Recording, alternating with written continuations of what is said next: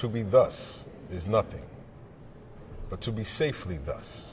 Our fears and bankroll stick deep, and in his royalty of nature reigns that which would be feared. 'Tis much he dares, and to that dauntless temper of his mind he hath the wisdom that doth guide his valor to act in safety. There's none but he whose being I do fear, and under him my genius is rebuked. As it is said, Mark Antony's was by Caesar. He chid the witches, when first they put the name of king upon me, and bade them speak to him. Then prophet-like, they hailed him father to a line of kings. Upon my head they placed a fruitless crown, and put a barren scepter in my grip, thence to be wrenched with an unlineal hand, no son of mine succeeding. There's more to the speech, but to go back to the beginning is, I assimilate to be thus is nothing, in a sense that to be what others say you should be, what others say you have to be, really means nothing. But to be safely thus, our fears and bankroll stick deep, and in his royalty of nature reigns that which would be feared. I assimilate that to stepping into the role, the image, and saying, wow, okay, I'm living this image, I'm doing the things that people say I should have, the cars, the gold, the guns, the violence, or whatever. And at the same token, you're living and you're doing these things, and it's like the voice keeps saying, you know this is not you. You know this is not you.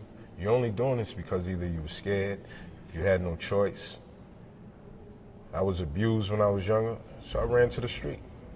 So a lot of the beginning speeches, or on this particular piece, I said, wow, I started picking up a lot of this stuff from other people.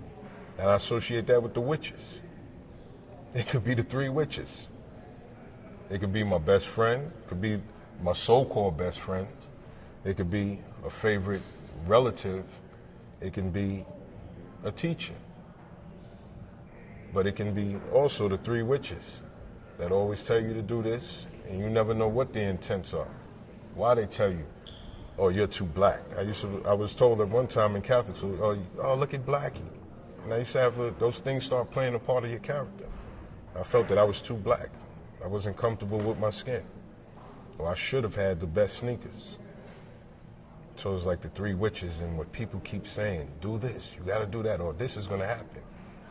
You know, if you don't have a lot of money, you're not gonna have a lot of girls. And I used to be like, wow, this is crazy.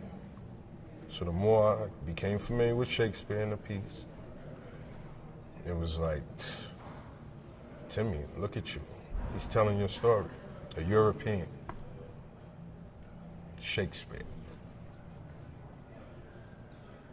And this is where I am today, enjoying Shakespeare as a different person, as a comfortable, rejoiced, spiritual person.